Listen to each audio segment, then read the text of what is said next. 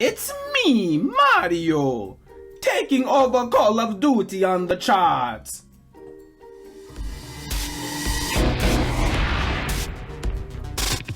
Hello everyone, welcome back to Game Rant.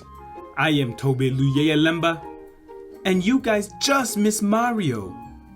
Activision's Call of Duty franchise is a juggernaut in the video game industry, consistently finding itself at the top of each month's bestsellers list.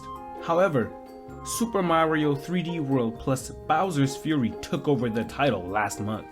Even though the new Super Mario 3D game is only available on Switch, it still managed to secure the top spot on the NDP sales chart for February. Super Mario franchise is one of the most recognizable and beloved gaming franchise that exists. The game also earned rave reviews from critics when it launched last month, which almost certainly helped boost its sales. Bowser's Fury is essentially what an open world Super Mario game would look like, and it seems many were impressed by the concept. Perhaps the game's sales success will convince Nintendo to take the open world Super Mario concept a step further with the next game in the long-running platforming franchise.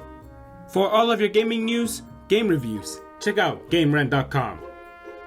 I am Tobe Luyelemba. Take it easy everyone.